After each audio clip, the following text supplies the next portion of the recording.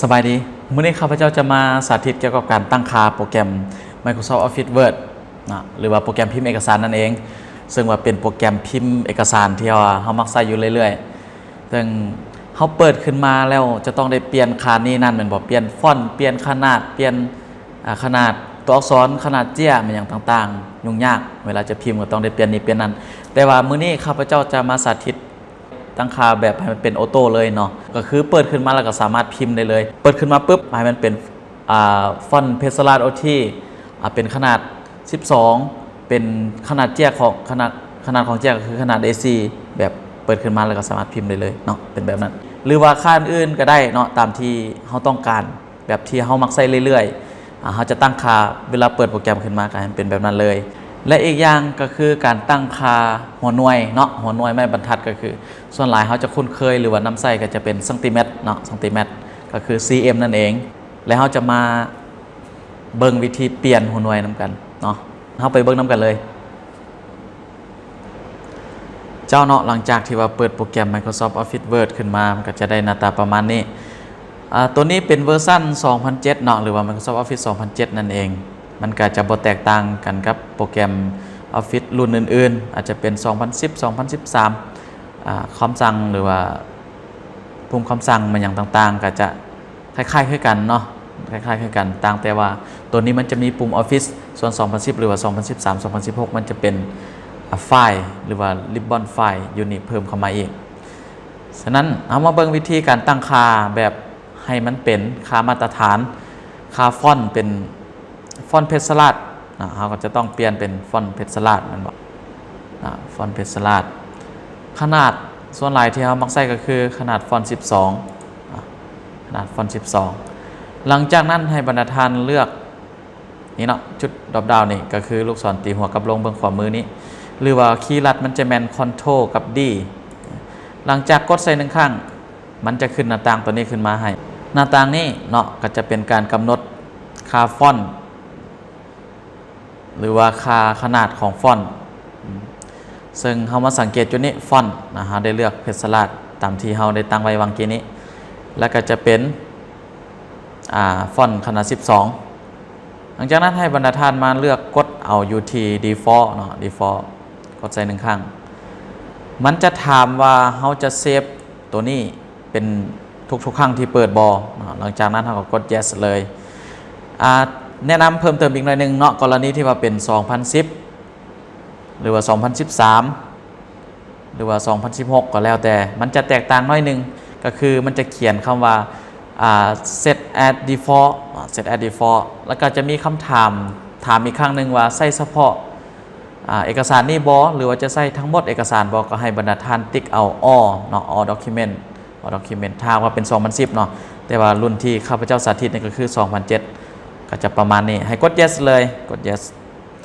หลังจากนั้นเราลองมาทดสอบเบิ่งเนาะลองทดสอบเบิ่งก็คือกดปิดไปหลังจากเปิดขึ้นมาปรากฏว่ามันจะเลือกฟอนต์เป็นฟอนต์เพชรสลัดให้เราแล้วก็ขนาดฟอนต์ก็คือ12ตามที่เราตั้งค่าไว้เมื่อกี้นี่เนาะส่วนการตั้งค่าหน้าเจี้ยก็คือการบรรณาธิการเขาก็จะมานี่เข้ามาเปกเลเยอร์เพื่อจะตั้งค่าหน้าเจี้ยไส้หรือว่าขนาดที่เราใส่อยู่เรื่อยๆก็คือ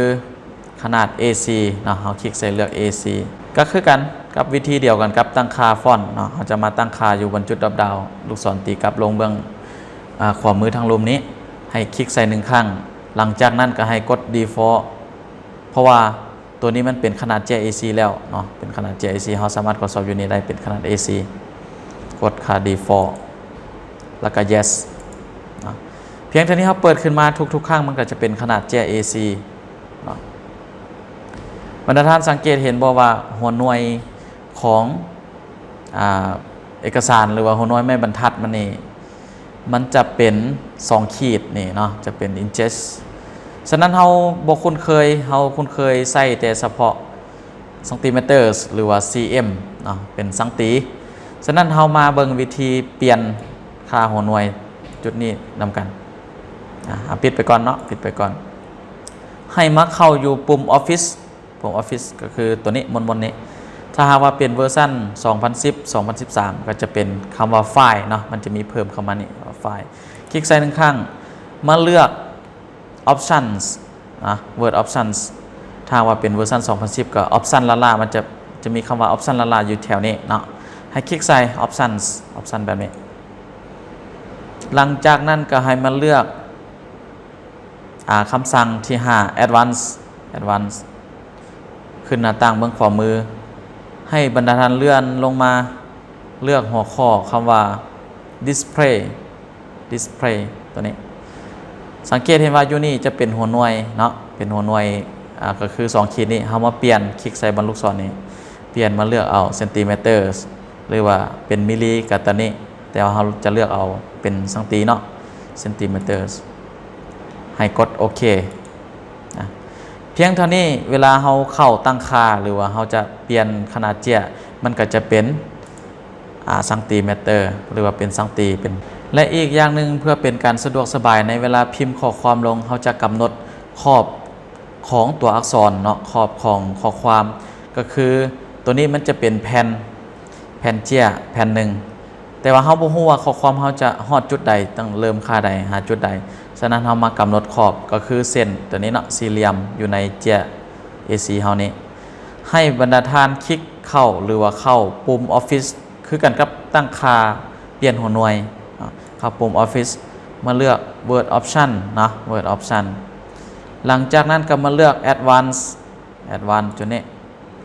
เลื่อนลงมาเบื้องขวามือเลื่อนลงมาครับมาเลือกหัวข้อ Show Document Content นะซึ่งเป็นการตั้งค่าเกี่ยวกับเนื้อหาแสดงเกี่ยวกับเนื้อหานี้ให้บรรดาท่านเลื่อนเมาส์มาติ๊กใส่หัวข้อที่ว่า Show Tag Bundlelist ตัวนี้ติ๊กใส่เลยกดโอเคเนาะหลังจากนั้นกดโอเคเพียงเท่านี้เราก็จะได้เส้นกำหนดขอบเขตของข้อความแล้วก็สะดวกเนาะในเวลาเราพิมพ์ข้อความว่าฮอตจุดใดข้อความเฮาฮอตค่าใดนั่นก็เป็นการสาธิตเกี่ยวกับการตั้งค่าโปรแกรม Microsoft Office Word หรือว่าโปรแกรมพิมพ์เอกสารนั่นเองเป็นค่าพื้นฐานเนาะหลังจากที่เราคลิกเปิดขึ้นมาก็สามารถพิมพ์เอกสารได้เลยโดยที่ว่าบ่เสียเวลาจะไปตั้งค่าขึ้นใหม่ตั้งค่าแบบเก่าเรื่อยๆที่เรามักพิมพ์อยู่เรื่อยๆนะเนาะเขาก็จะตั้งค่าเป็นค่าอัตโนมัติไว้เลยแต่ถ้าว่าท่านใดเนาะเบิ่งบ่ทันหรือว่ามันไวเกินไปบรรดาท่านก็สามารถกดหยุดแล้วก็ทดลองเฮ็ดเบิ่งเชื่อแน่ว่าแต่ละคนต้องเฮ็ดได้แน่นอนเจ้าก็ขอขอบใจสำหรับที่ติดตามคลิปของข้าพเจ้าอย่าลืมกดติดตามช่องของข้าพเจ้านำเพื่อเป็นกำลังใจให้ข้าพเจ้าสร้างคลิปใหม่ๆออกมาให้บรรดาท่านได้รับชมต่อไปขอขอบใจ